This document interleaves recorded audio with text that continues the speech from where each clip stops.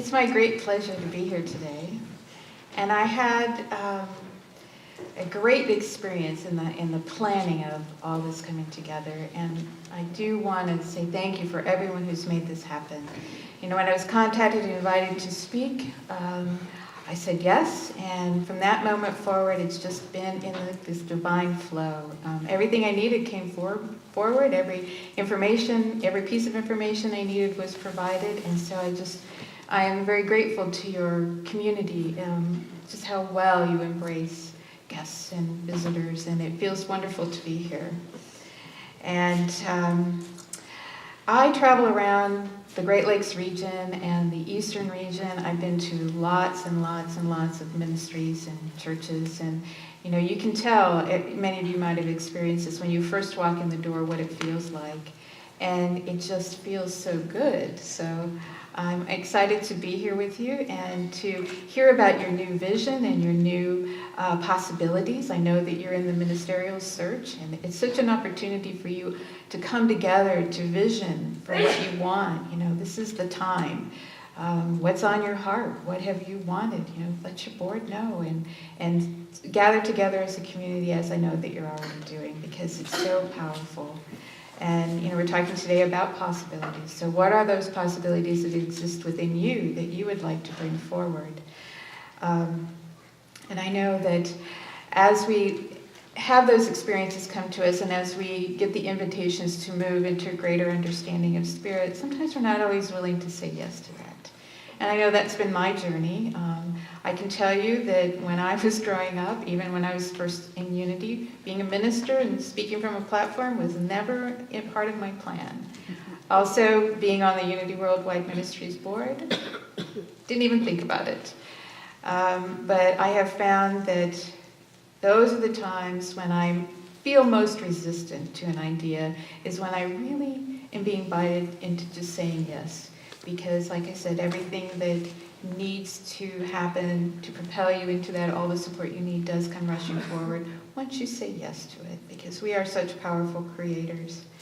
So within every possibility, to create possibilities, I think there's three things we need. We need to know and accept the idea that we have the ability to create our reality, that our thoughts and our words create, and we have a choice in that we are never at the mercy of the world or other people, that we have experiences come to us, but we have the power to choose how we're going to interpret them. And then as we allow faith to be our guide, we're moved in the right direction. So as I was thinking about what I wanted to talk about today, and possibilities sounded great, and I thought, what needs to be part of that? And to me, it's faith. And that, again, that's where I've struggled in my life. Sometimes I'm in the flow and fully going forward, and sometimes I am very resistant because, I want to know what the plan is before I'm going to go ahead. And that's when we can run into trouble. So that reminded me of when I was learning to swim. And I grew up in eastern Ohio, and I think it was maybe Pamatuning Lake or some lake we were at with the Red Cross, and we were having swimming lessons, and I was maybe 7 or 8 years old. And in order to learn to swim, you had to learn to float. And in order to learn to float, you have to relax. And so how many remember their experience of learning to swim? So some of us jump right in and we're ready to go. Some of us hang back, and some of us are somewhere in the middle. And so I was in the negotiating place where I frequently find myself. And so I negotiated with myself that, okay, I'll relax and I'll fall back if my ears don't go under. Well, that's not really possible. Okay, so if my face doesn't go under the water, then I can relax. And so it's a series of negotiations until sometimes you just get so exhausted, you just have to fall back, and you relax, you realize that you are supported, and you go forward. So you might be able to identify with that experience. And In further study, I came across a book called Breaking the Habit of Being Yourself, and it is not in the bookstore. I wish I would have let her know ahead of time, but it is a wonderful book if you're interested. And what I love about it is it's about quantum physics and how science is now giving us a proof, if you need proof, of spirituality and how the world works and how we create. And I have a science mind, I have a spiritual mind, and so that really works for me. So here's a quote from the book, and it says, quantum physicists discovered that the person observing tiny particles that make up atoms affects the behavior of energy and matter. Quantum experiments demonstrated that electrons exist simultaneously in an infinite array of possibilities or probabilities, and they're all in an invisible field of energy. But only when the observer focuses attention on any one location of an electron does that electron appear. In other words, it cannot manifest in reality until it is observed. And so that is one of our basic beliefs in unity, that through the power of our thoughts and words, we create our reality. And so if we look at the infinite pool that they're talking about with the electrons, that all particles exist, but they turn on and they light up when we begin to focus on them. So I invite you, especially as you're in this ministerial search and you're redefining who you are, what are those possibilities that you want to light up in you personally, in your ministry, because you have the power to do that. You know, you can just picture it. You know, you picture it and you use your imagination and it lights up and it becomes real. And if you're lighting up something and it's demonstrating in a way that is not exactly what you wanted, then you look at that and you can tell whatever story you want about it. But you look at that and you say, that is something I want, that's the direction I want, or you say, no, you know, that's not quite it. And you release it and you go back in and you start again.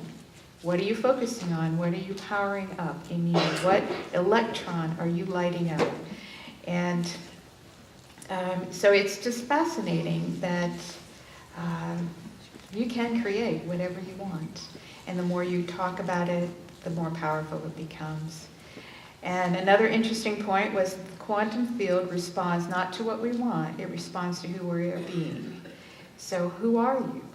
How are you walking? You know, how are you walking your talk? And how are you lining up all those pieces within you? Are you saying one thing, doing another? Are you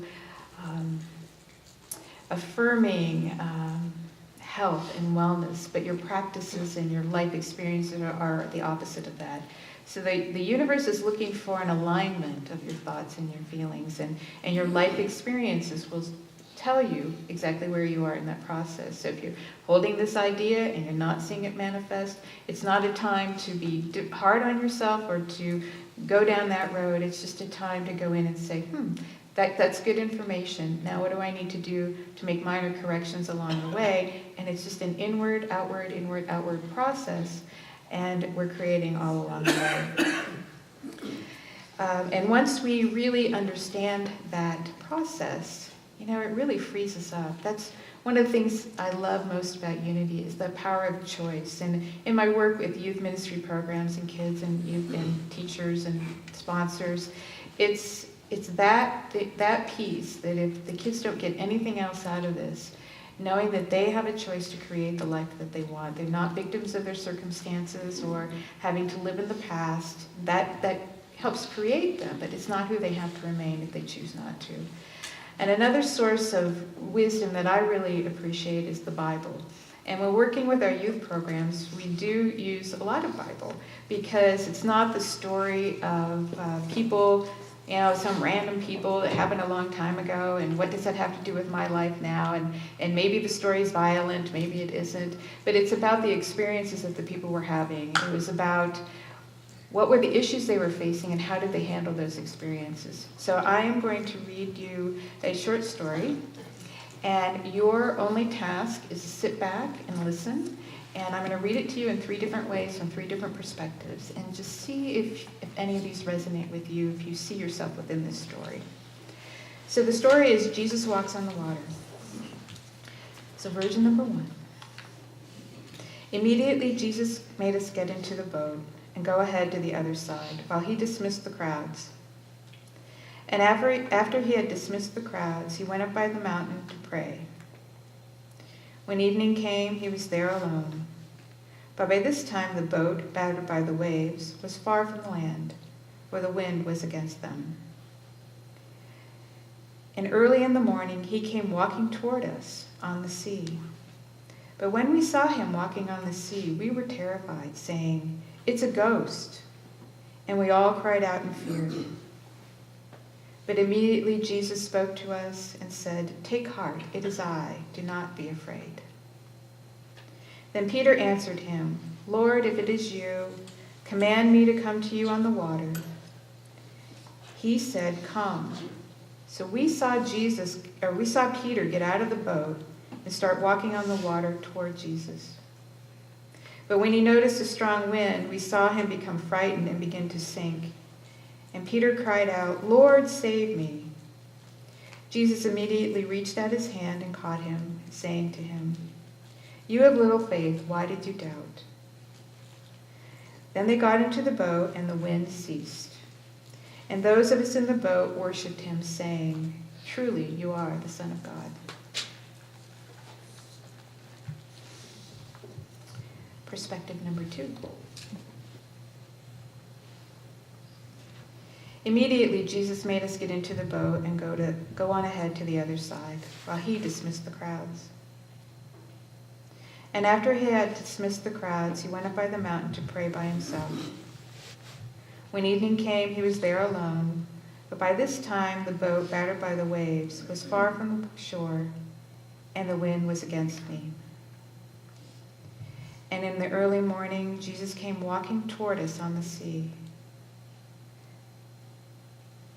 But when I saw him walking on the sea, I was terrified, saying, "It is a ghost." And I cried out in fear. But immediately Jesus spoke to me and said, "Take heart, it is I. Do not be afraid." I answered him, "Lord, if it is you, command me to come to you on the water." He said, "Come." So I got out of the boat, started walking on the water, and walked toward Jesus. But when I noticed a strong wind, I became frightened and I began to sink. I cried out, "Lord, save me." Jesus immediately reached out his hand, caught me, saying to me, "You have little faith, why do you doubt?" Then we got into the boat and the wind ceased. And I worshipped him, saying, "Truly you are the Son of God." Number 3. Immediately I made the disciples get into the boat and go ahead to the other side, while I dismissed the crowds.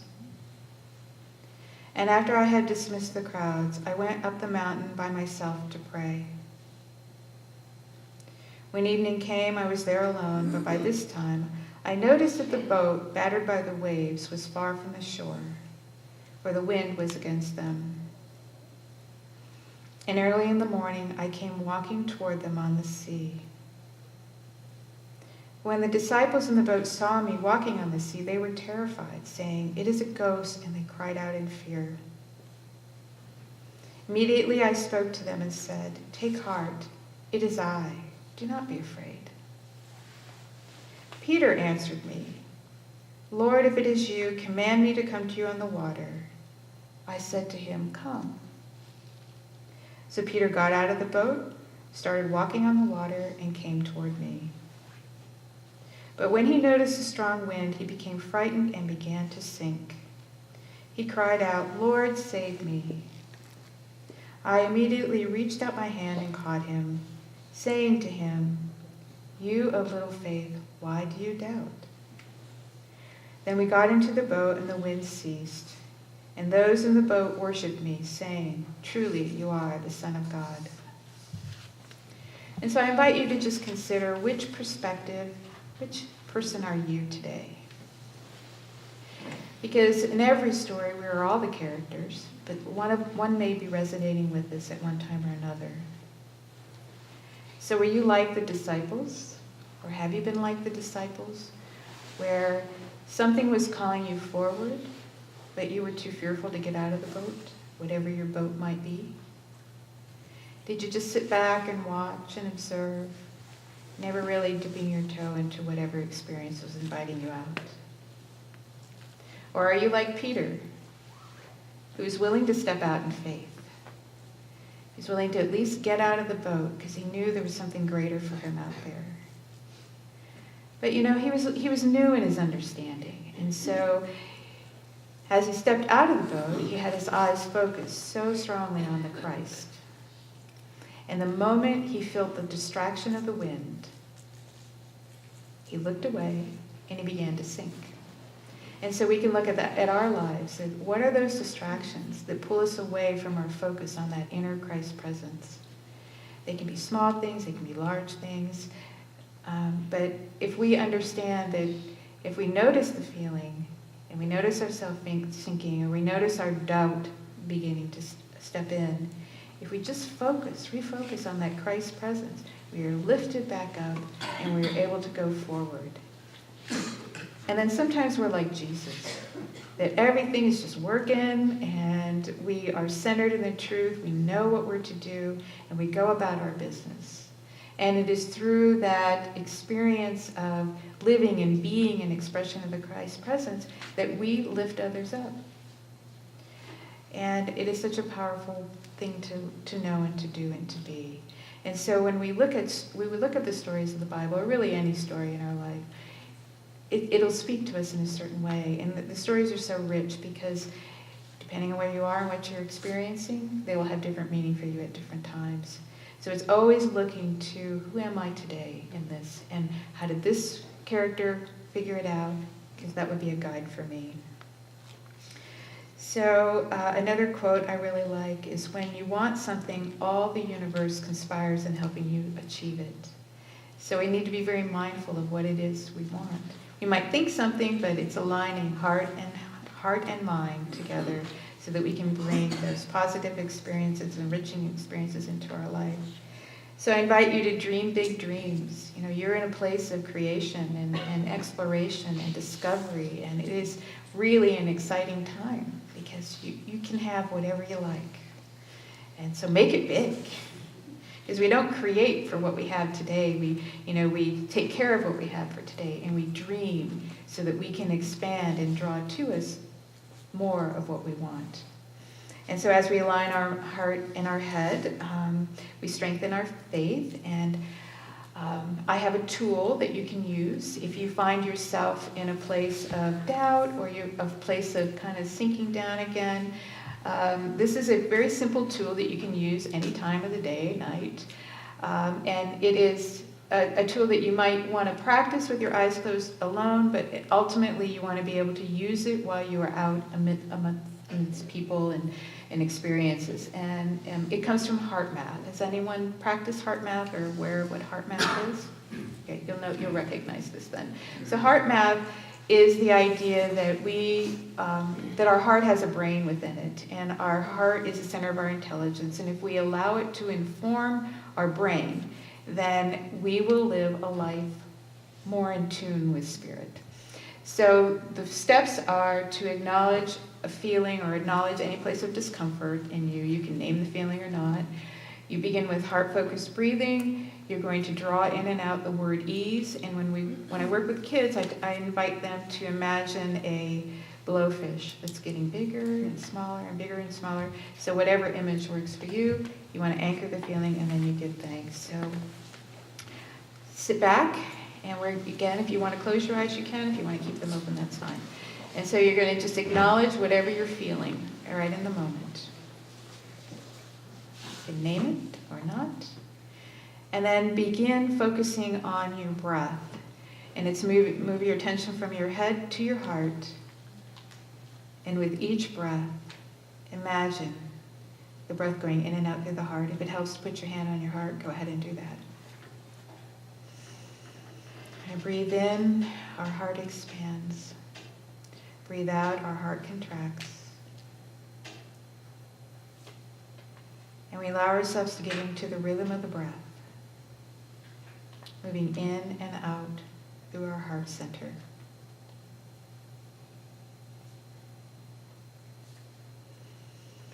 as we feel our tensions ease, we occupy our mind with the idea of ease. And so with each breath in, we breathe in ease. With each out-breath, we exhale ease. Breathe in ease, exhale ease.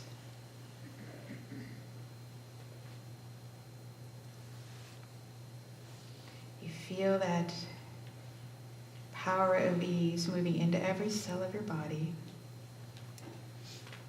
Breathing in, breathing out.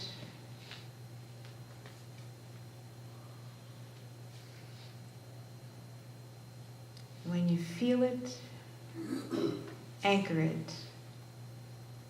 Pay attention to how your body is feeling in that moment. How quiet is your mind? Breathing in, ease. Breathing out, ease. So that at any moment of stress, you can bring yourself back to this anchor point. Take another deep breath in. Exhale. And you give thanks for everything.